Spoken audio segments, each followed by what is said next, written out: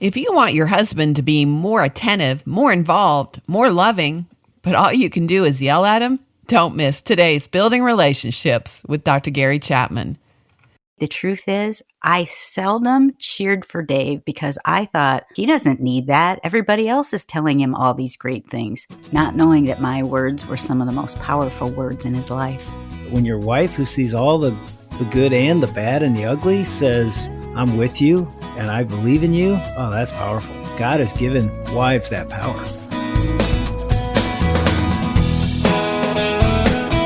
Welcome to Building Relationships with Dr. Gary Chapman, author of the New York Times bestseller, The 5 Love Languages.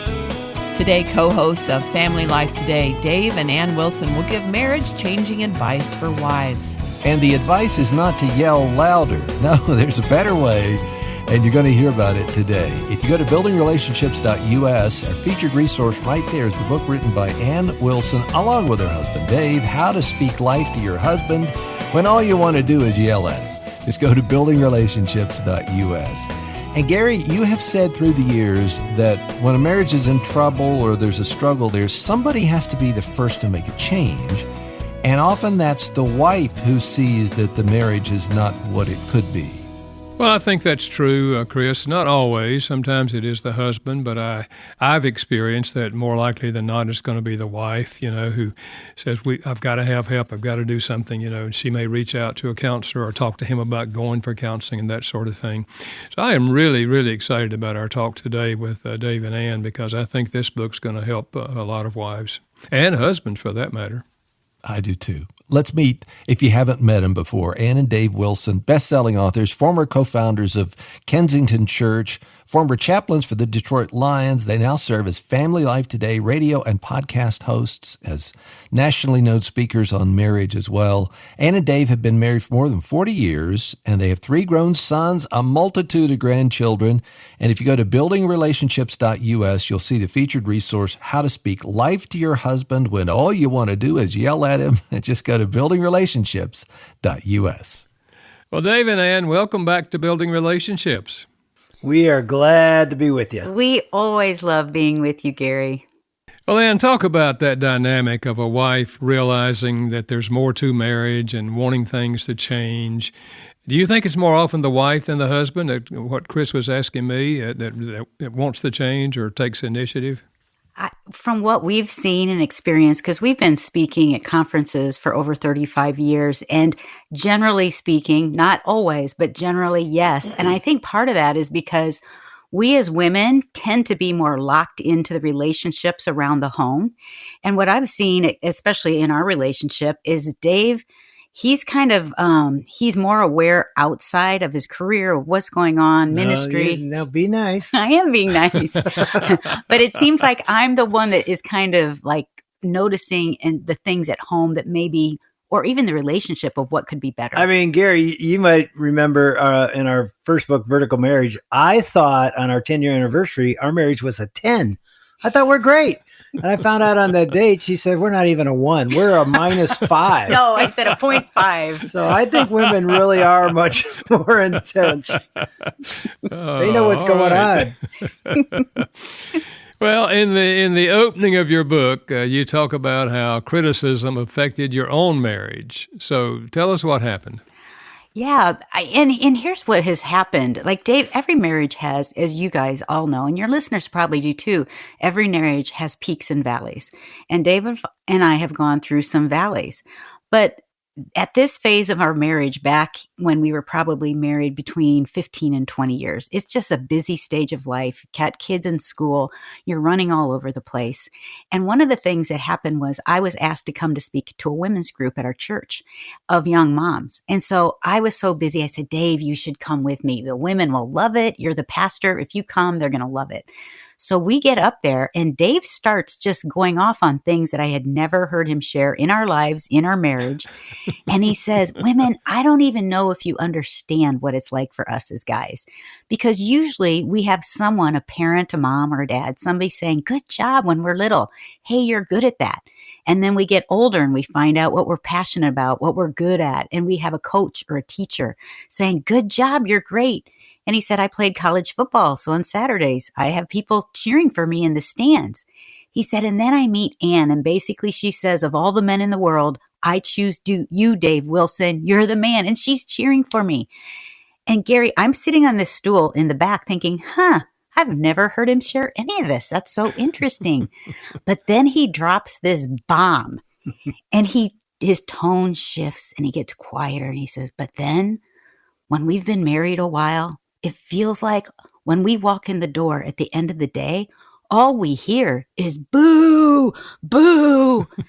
And I'm like, wait, what just happened? I mean, Gary, when I said that, I look over at her. She's on the stool behind me, and I'm like, I am a dead man.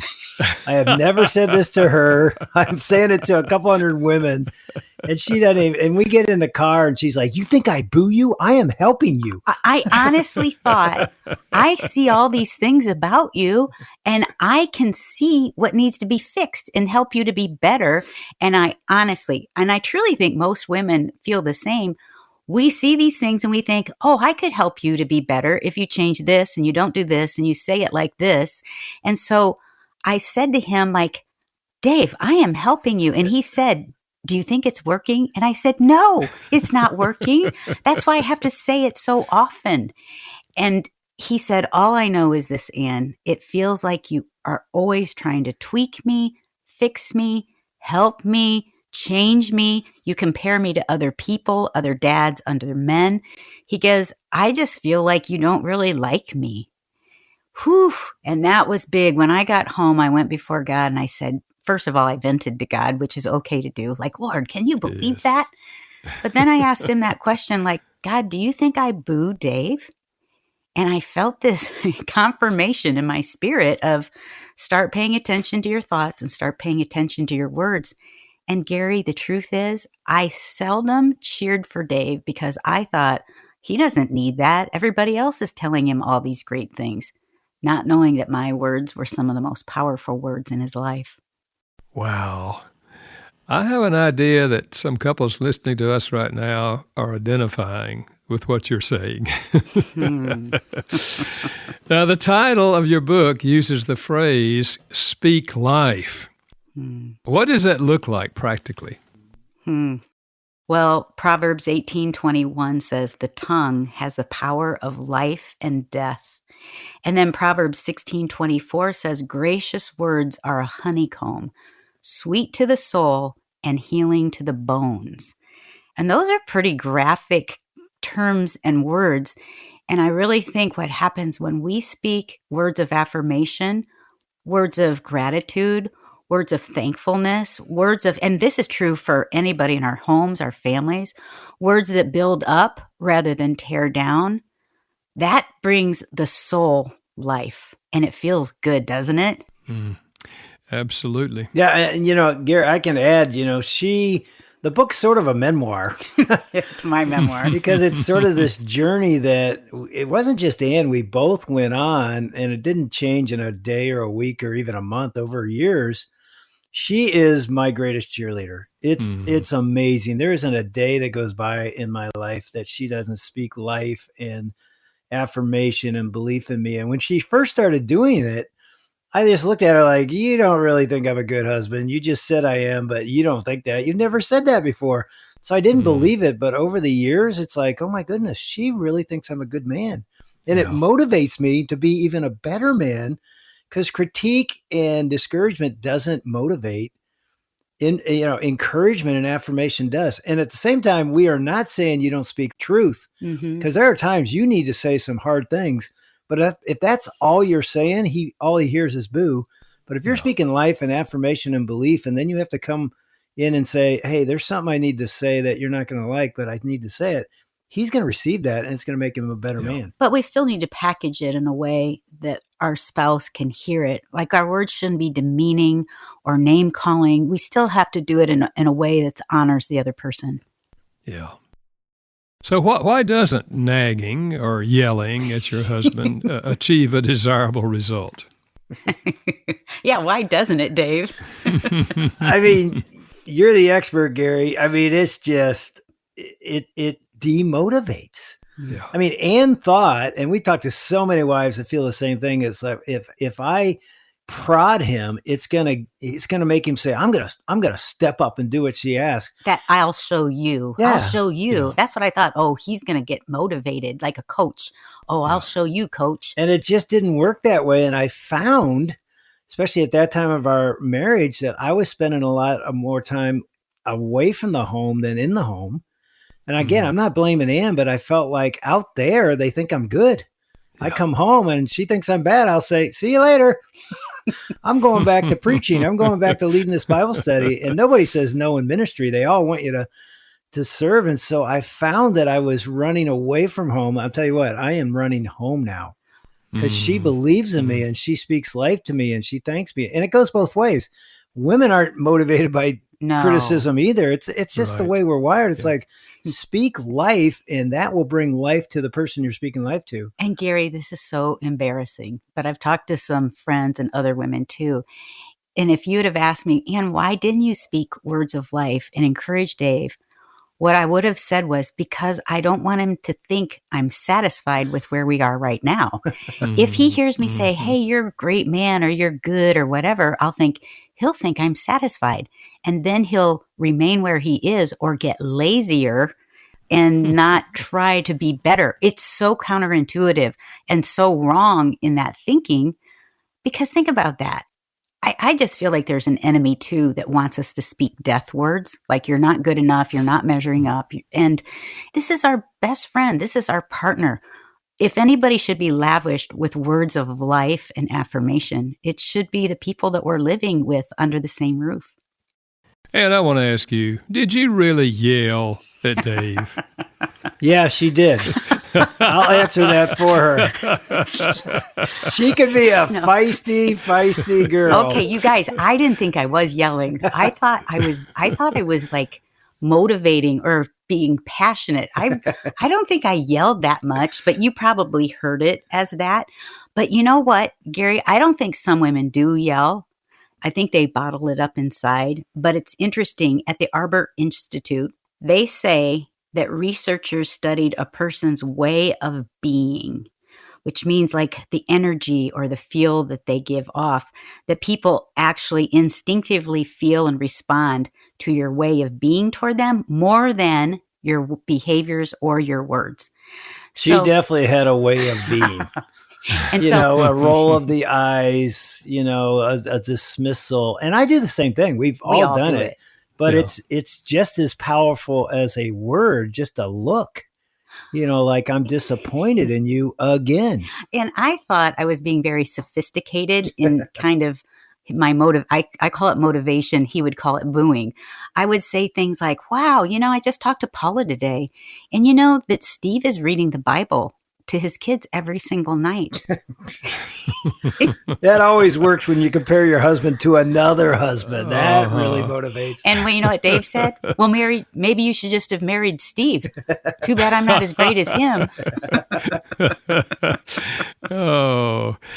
Well, Ann, a big part of the book is for wives to recognize negative communication patterns and then replace criticism with encouragement. Yeah. Can you give us an example of that from your own marriage? Yeah. I felt like when I started paying attention to my thoughts about Dave, and it really does start there. It starts, and Romans 12:2 tells us that. It says, do not be conformed to this world, but be transformed by the renewing of your mind. And so I was asking God, like, Lord, my thoughts about Dave are super negative. Like, I can remember folding the laundry.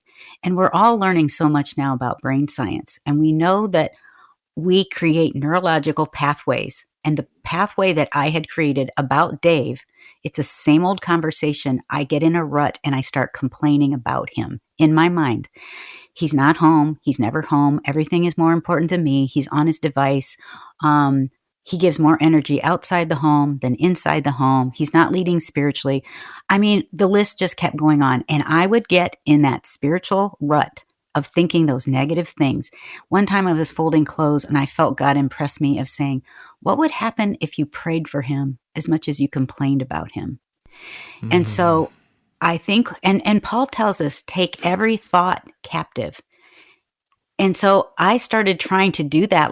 And I started with this very simple thing. I thought, okay, I'm going to start just by thanking Dave, seeing the things that he does right. And this became my prayer.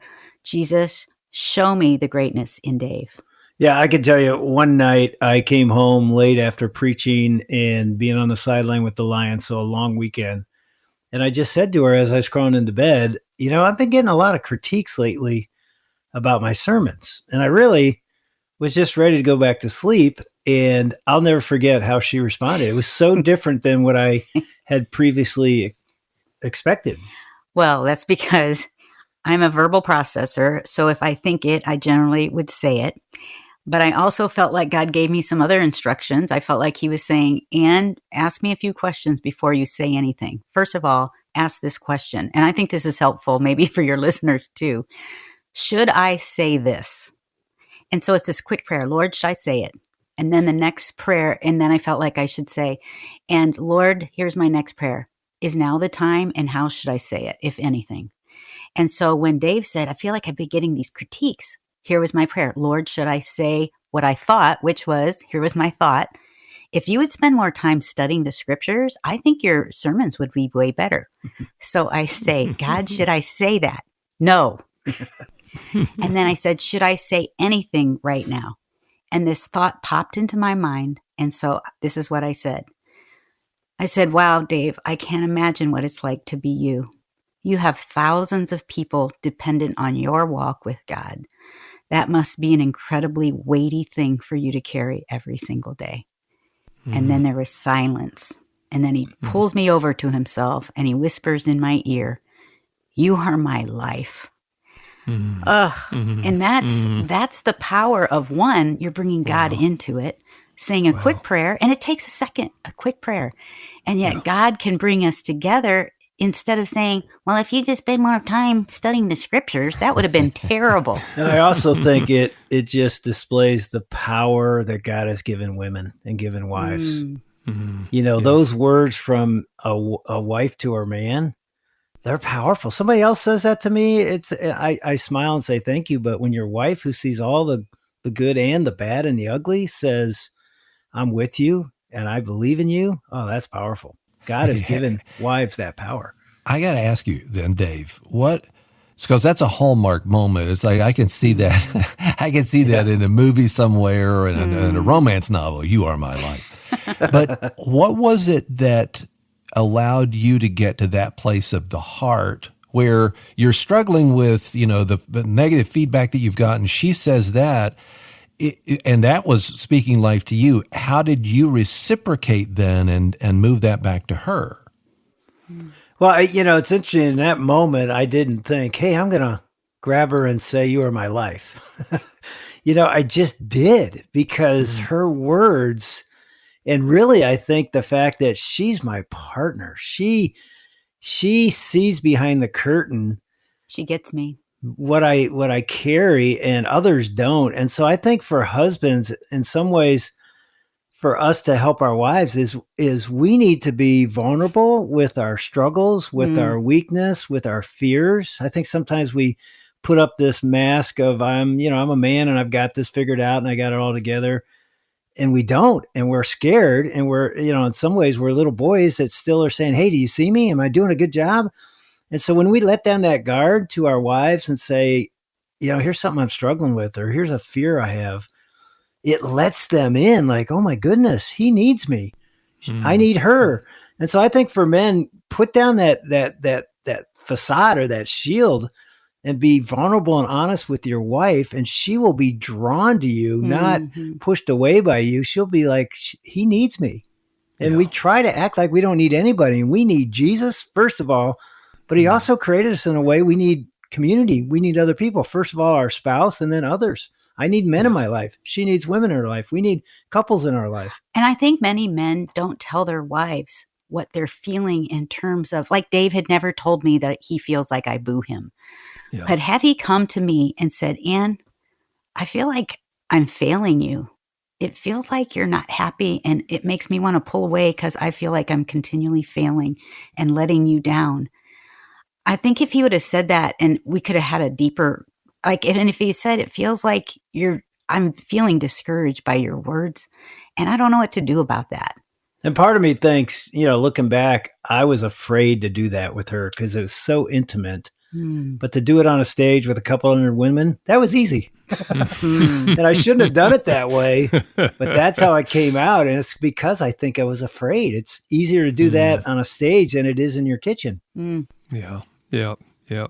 Well, Ann, maybe you've answered this question, but how do you make that shift internally? If the wife has that pattern, is it a process to see that you're feeling something negative and you want to yell or criticize, and you somehow then turn and go a different direction? Yeah. The first thing I had to do is, and I feel like this is a daily thing, where I have to be in full submission and surrender to Jesus. I have to be in his word because that transforms me, it transforms my mind and who he is, who God is, because he is the one that is the ultimate one that fills me up, not Dave. Because as soon as I take my eyes off of Jesus, I want Dave to fill me up and make me happy. And that's not his job. And it's not his job to meet all of my needs. And I've tried to change him, Gary, and I can't. But I know that that's Jesus's job. And so what happened is that prayer that I started praying, God, show me the greatness in Dave. Can I tell you that God will answer that prayer? And so here's an example. Before I was seeing all the negative, because I had created that negative neurological pathway, and now I'm asking God, renew my mind, change my eyes. Let me see the greatness. So this one night he goes in, and one of our big complaints was I had an expectation of what it should look like for him to lead spiritually our sons. And I'd complain about that all the time. So, and he didn't even grow up with a dad in the house. He didn't even, or in the church. He didn't even know what that looked like. So I pray that prayer, show me the greatness of what Dave's doing right. He goes in and prays with the boys one night, and I'm watching them, and he comes out of the room. I said, man, I'm so jealous of the power that you carry. And he said, what do you mean? I said, you go in there, and these boys are clinging to every word you say. I go in there, and there's bedlam and chaos going on. But with those three boys, they're clinging to you. You have this power I don't think you even understand. And it's so funny because the next night, guess where he was again? I was running up the stairs. And she didn't say that to manipulate me to get me up there, but I realized, oh my goodness, I'm pretty good at this. I have a different way to lead spiritually than she sort of thought it would look like, but she's starting to realize, oh, that's how he leads, and it works. And so it motivated me as a man. Rather, the criticism, I withdrew. I didn't even go in the room. I was like, yeah, I'm not very good at this. I'm not doing it the way she wants. I'll watch ESPN, But when she said that, I could tell you where I was standing in the hallway when she said those words. I'm like, wow, that transforms a man. And Gary, you can probably tell what Dave's love language is. Words of affirmation. Yes. Yes. Well, talk to the wife who has said today, maybe, I just can't believe he did that. Everything in her wants to scream. And here you're saying that moment can actually help the two of you connect. Yeah. Talk to her. Well, I felt like that probably 3,032 times a day, that same feeling. And I think as wives, we have to gauge of when we should say things and when we should wait, or if we shouldn't even say anything. And I think that's an issue. I remember thinking, I'm so bugged by this. He's driving me crazy, or I've asked him to do this 930 times. And I think our walk with God, this sounds such like a pat answer, but I have to be in God's word, as I said before, and that begins to change my eyes. And so my prayer was, Lord, if I should say anything to Dave, bring it up again tomorrow. But when I react, and that's what I would say, if he's doing something and you just yell at him or say something, or you have a way of being about him that he can feel, try not to react in the moment, because if you give yourself a little time, you say a quick little prayer of, Lord, give me wisdom, which James says he will give generously. Say a prayer, Lord, give me wisdom. Should I say anything? Maybe you go and talk to God about it. Maybe you have a really close girlfriend who loves Jesus, and you're like, can you pray with me about this? I need to know if I should say it, how I should say it.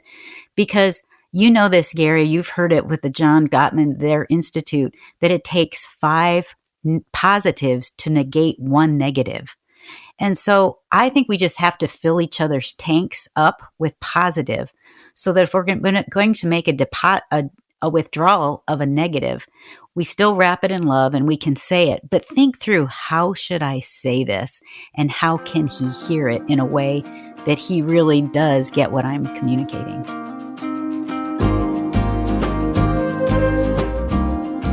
This is the Building Relationships with Dr. Gary Chapman podcast.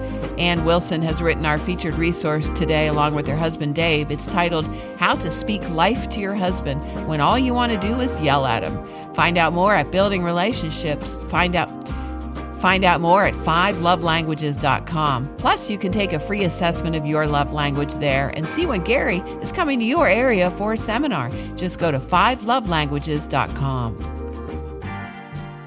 And I think what you're sharing and Dave is sharing is going to help a lot of our listeners today. I'll talk about the unspoken feelings and the deeper issues that are often behind, and under the surface of conflicts that couples have. Can a couple deal with those kind of things without going to a counselor or a pastor to guide them? I think a counselor can really be helpful. They've helped us in the past. Oh, definitely. Definitely. But we've also learned now, and I think it's really important to know each other's stories, to know the wounds and the hurts that have happened growing up. And Dave and I both went to a counselor, and I've had some real wounds that were glaring that I had never really dealt with. And mine were even bigger. Yeah. And we didn't know that those things were bleeding into our day-to-day relationship. And so I think it's really important to share your story, because when you share your entire story, the good and the bad, with your spouse, what I realized was, one, I'm a perfectionist. So I want my marriage and I want Dave to be perfect. Yep. And also I had some wounds in the past that I felt like I wasn't seen by my parents. They didn't know what was going on. I have sexual abuse that wasn't dealt with. And so I put so many things on Dave, thinking that he could heal some of those wounds. And if you have an area in your marriage, a cycle that keeps coming back up of the same fight, ours was always, do you see me? Why aren't you home? Why aren't I a priority? And those were the things that I felt growing up. And so they just were bleeding into. And behind the curtain in my life is, I was raised by two alcoholic parents, adultery, affairs. They got divorced when I was 7. And I didn't realize it, but I brought into our marriage this drive to show my dad or anybody I can be good. I can be successful. And so then there I am. I'm driving to start a church, not just a church. It's got to be a mega church. And I'm not just a chaplain. I'm chaplain of the losingest team in the NFL. So I got to, be with the Lions. But I mean, we're laughing, but I really was, driven outside the home to be successful, and sort of leaving Ann to take care of the home on her own, not even realizing she has this desire to be seen, and I'm not seeing her. So that was a setup for a marriage that's going to crumble. Jesus saved our marriage.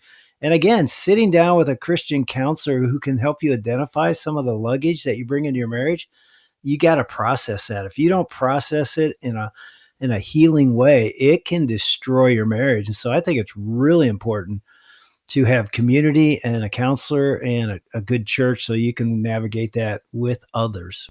Yeah. So powerful, I think, when you have another voice that's listening and helping you share, those things and identify them. You're right. Yeah.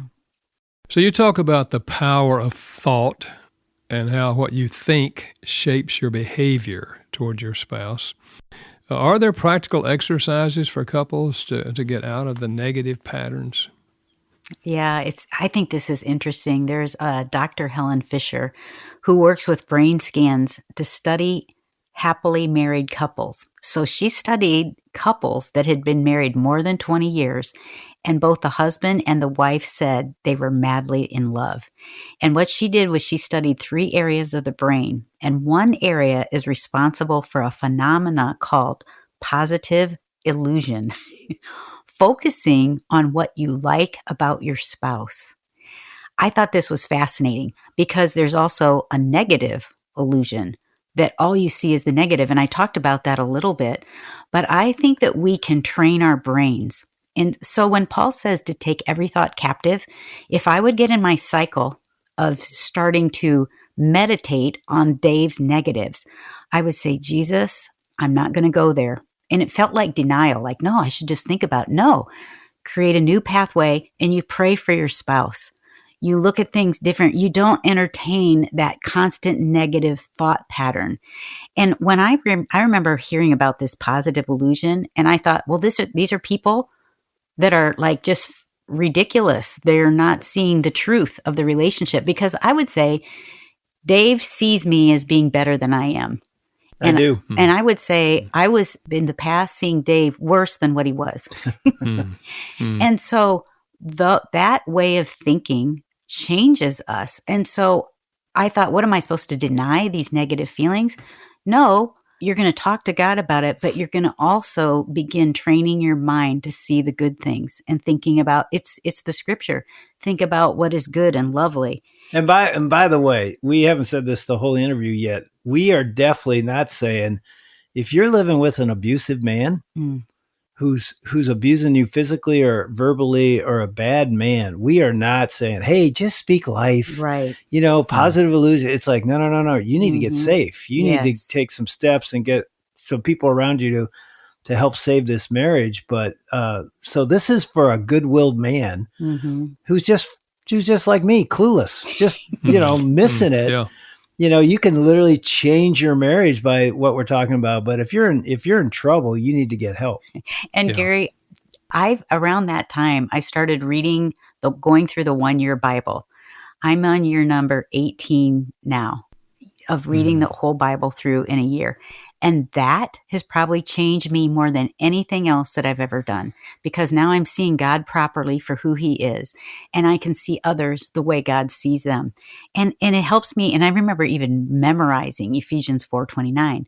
Do not let any unwholesome talk come out of your mouth, but only what is helpful for building others up according to their needs, that it may benefit those who listen. So it's kind of those practices and habits that become a lifestyle. Yeah. I want to encourage the ladies to memorize that verse, and I want to encourage the men to memorize that verse. It was Ephesians chapter 4, if you're listening, Ephesians chapter 4, verse 29. We all need to be hearing that every single day, and if we memorize it, that will be powerful. Wow. What does constant criticism do to a man? Or to a woman, for that matter, if he's giving her constant criticism. But what does it do? I would say from a man's perspective, and like you said, I think it goes both ways. It demoralizes. It demotivates. It tears down. And again, there are times we need criticism or the truth spoken in love, Ephesians 4:15. But man, when that's all you're hearing, I think you find that you pull away. You don't pull toward that person. You pull away. I mean, some people get motivated and they're a better athlete when they get critiqued. And I've been around coaches in the NFL for 30-some years. I was coached as an athlete. Criticism just isn't the best way. There are things you need to hear that are true that are hard to hear. But when you are affirming and positive and encouraging, I'm telling you, one way to say it is when you say your man is a good man, it's like you put a crown on him and he becomes a king. It's like when Ann started saying, you're a good husband. And I said earlier, at first I was like, I am not. You don't think you've never thought that. What are you doing? Are you just lying now? And then she kept saying it, regularly and in different ways and specifics that she'd call out and say, man, what you just did with the boys there, that was great. Way to go. All I know is she was saying I was better than I thought I was, and it motivated me to be as good as she said I was. Yeah. So I'm just telling wives, when you do that, your man jumps higher. He runs faster. I don't know how to explain it. And I'm sure it goes the other way as husbands praise and affirm their women, their wives. My best friend, Michelle, she and her husband were going through kind of a valley, and she was complaining about him a lot. And we would talk and walk and we'd pray. And she was just in this negative thought pattern, and she would say negative things. And so we started like encouraging one another. And I said, Michelle, I'm going to pray for you. And she wasn't great with her words, but she was good at texting him or writing something down. And then she decided, she said, okay, I'm going to pray that prayer. Show me the greatness of Dave. And so she, of Rob, not me. Yeah, not of you. Sorry. Show me the greatness of Rob. And so she bought a journal, a cool journal. And so she started praying that prayer. And so she started just jotting little notes like, hey, Rob, thanks for putting up the Christmas lights up outside. It's cold in Michigan, and every year you do it. I know you hate doing it, but you do it because you love us. Thank you. Mm-hmm. And she had been complaining about him not making it to the girls' soccer games. Instead of complaining, she said, Rob, thank you for making it to the end of the game. When you walked in the stadium, I saw our daughter see you walk in, and her whole countenance changed, and it lifted her spirit. That's what your presence does to all of us. And so she would write just little things like that a few times a week. And then on his birthday, she gave it to him. He unwrapped it, and he sat in the chair. He read the whole thing in one sitting. And he cried the entire time. And this is Dave's best friend. And we said, Rob, why did you cry? And he said, because as a man, I feel like I'm always failing. I feel like I'm failing as a father and as a dad. I feel like I'm not good enough. And by her words, I am so motivated to be that man, to be better than what I am right now. Like I want to do anything in the world for Michelle and the girls because of her words brought me such life. Wow. And that's exactly what we're talking about. Those are words of life. They help our spouse to become the person God created them to be. Dave, let's talk about to-do list, which many wives make for their husbands. How do most men see those lists? How do they take those lists that the wife gives them? Well, I wish I could say we love the honeydew list. I love the list. It has made those lists. I think she has one for me right now when we get done with this We totally do. interview. It's like, we got stuff. I mean, in some ways, I hate them.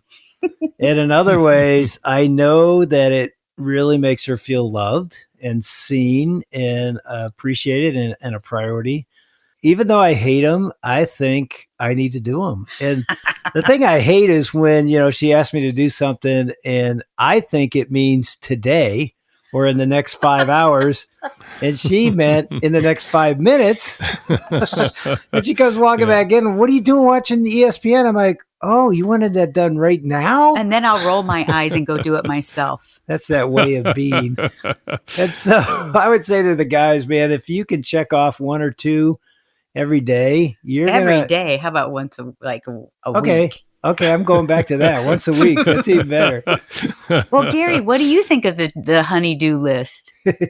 Well, I think it can be helpful because at least it tells the husband what would be meaningful to her, Yeah. So in that sense, it's good. But I also understand how a man can get overwhelmed when he just gets list after list after list, and he's got so many other things to do that he feels frustrated, So Right. there's pros and cons to that. Yeah. Ann's love language is acts of service, so I guess Okay. I gotta get off. I gotta get off the couch and do it. Gary, I will say this. I thought this was interesting. We were on a podcast yesterday where this man said, my wife gave me this list and I came in, he said, I worked for hours. I came in, it was the hot Texas sun, pure sweat, feeling really good about what I had accomplished. And my wife said, but you didn't do this one thing on the list? And he said, it was like she popped all the air out of my being because she didn't notice the things I did right. She just pointed out what I didn't do.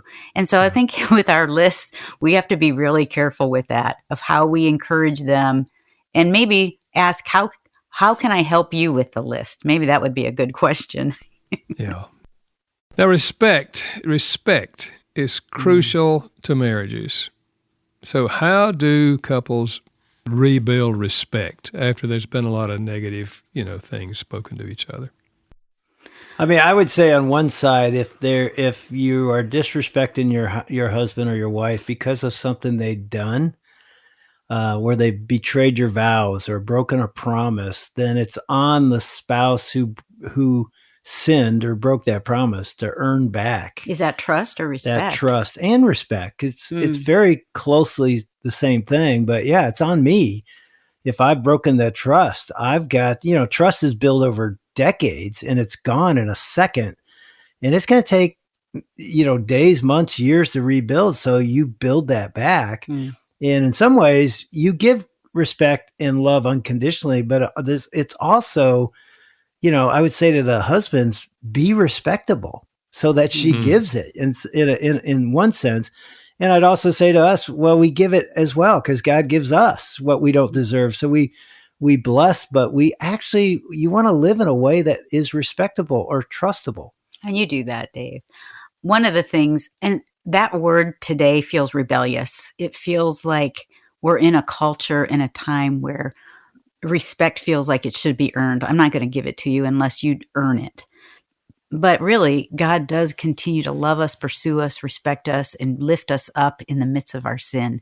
And so when I was on that journey I felt like I had not been respecting Dave in a good way, especially through my words. And so when I started out with a simple thank you, I'm going to start just thanking him because I don't want to fake it. I'm not going to say, oh, you're blah, blah, blah. So I can start with just saying thank you. And Gary, it's so embarrassing. When I started thinking, why don't I want to thank him? It was because here's what I thought. This is so wrong. I thought, well, who thanks me? I do everything around here and nobody notices or thanks me. You hear the pride and arrogance in that. And so I remember I was really starting to try to work on this. And so I said to Dave, this is before we were eating, the boys were at the table, before we prayed, I said, hey guys, before we pray and eat, I just want to say this. Dave, thank you for working so hard. You work super hard. You are so good at what you do and you're providing really for our family through your tenacity of working hard and providing. Thank you for that, which to Dave felt like respect. Oh, I mean, I knew she was looking at Gary's book and doing what it said in there. It was on the kitchen hutch right behind her, but it didn't matter. I was like, my chest started puffing up. I'm like, I am the man, aren't I? And of course, I didn't say that, but I was shocked at how good it made me feel. And I'm just telling, wives, hear that. That's what happens inside your man when you do this. And that's why I wrote in Ann's book. It's really her book. And at the end of each chapter, I said, hey, ladies, here's a man's or a husband's perspective that, will maybe help understand your husband's perspective. Well, and I've had women come up to me to say, Ann, you don't understand who I'm married to. Yeah. He's not abusive, but there's nothing to cheer about. I see nothing, which is super sad, but it's the reality of their situation. And what I say to them is I say, this man that you're married to, first of all, you married him because you probably saw something in him that you liked. And so go back to those things. And I said this, he's made in the image of God, and God is cheering for every single one of us every single day. There's something in him because he's made in the image of God that you can cheer for, you can see. And so start looking for those little things. You don't have to fake it. You're not saying it to manipulate them, but just ask God. Our son calls it, who's a preacher, God goggles. Put on your God goggles so you can see your spouse the way God sees them, and then you'll begin to say the things to them that God says to them. But let me say this, if you are not locked in with Jesus and surrender, being filled with the Spirit every day, none of this is possible. It's not going to happen. You'll do it for about 3 days and give up, because this is a work of God's Spirit in us that's transforming us. Yeah. You mentioned this before, but what is the role of prayer in a marriage? Well, you've probably seen this stat, Gary, and you've probably talked about it on your program. But the divorce rate in our culture is 1 out of every 2. But the divorce rate with couples who pray together on a regular basis is 1 in every 1,052. No, 1,152. Oh, that's even better. Yeah, I mean, it's staggering to understand that. And as you know, when you're praying alone, that's great. It's awesome. But then when you we call it go vertical with Jesus, with God, together with your spouse, and it doesn't even have to be every day, but on a regular basis, there's something that happens that's oneness together.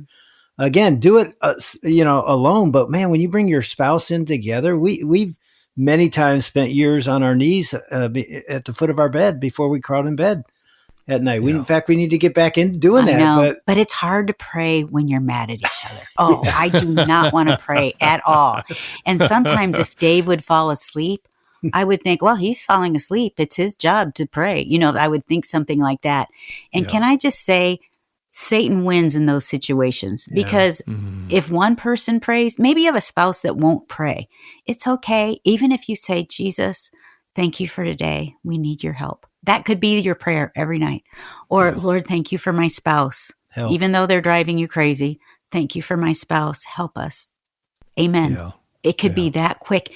And that is so powerful. And it changes our marriages, our legacies in a miraculous way. Yeah. And talk to the wife who's listening who says, I'm on board.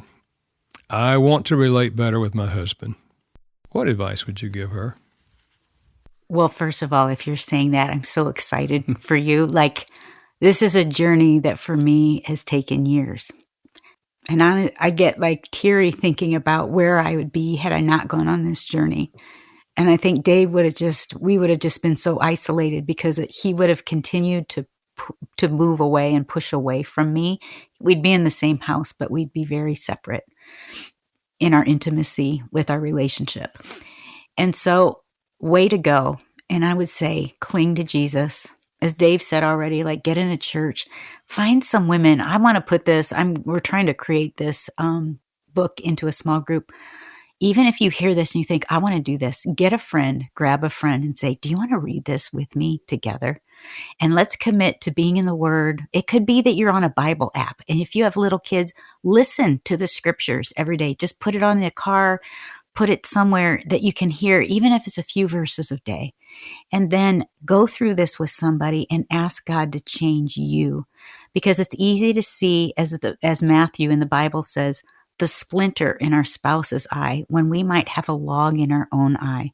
So ask God, God, change me. I lay down my life, pride, my arrogance, and Lord, I'm going to pick up a mirror and I want to change the things that you want to change in me and help me to learn to speak life to my husband and also to my kids. And I would just add, I think if this happens, and I'm not talking just about wives speaking life to their husbands, but husbands speaking life to their wives as well. I think it could create almost a revival sense of the Christian family in the home and a legacy. Your home the atmosphere will change and your neighbors will be drawn to your backyard, to your family room, because they sense something positive, something alive. They don't even know it's Jesus. It's the gospel. But it'll point them to Jesus because there's life. I think men come alive in the church when they walk into church, coming out of a marriage in their home where they feel believed in and seen and affirmed. They walk into church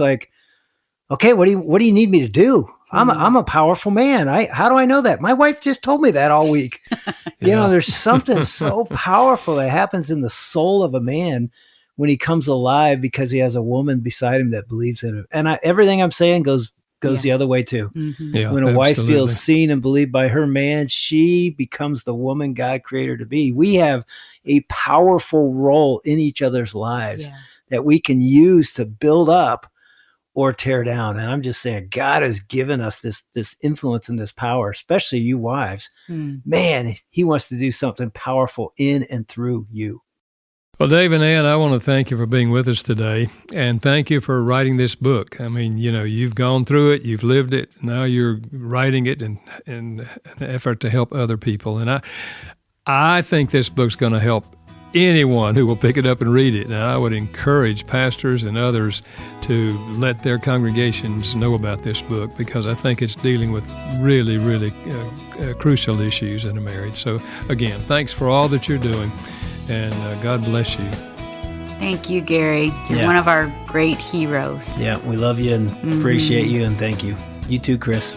What an encouraging conversation, Dave and Ann Wilson. Thank you. And don't miss the featured resource at buildingrelationships.us, How to Speak Life to Your Husband When All You Want to Do Is Yell at Him. Find out more at buildingrelationships.us. And next week, What can we learn from a dysfunctional family in the Bible? Lessons from the life of Joseph are coming up in 1 week. Before we go, let me thank our production team, Steve Wick and Janice Backing. Building Relationships with Dr. Gary Chapman is a production of Moody Radio in association with Moody Publishers, a ministry of Moody Bible Institute.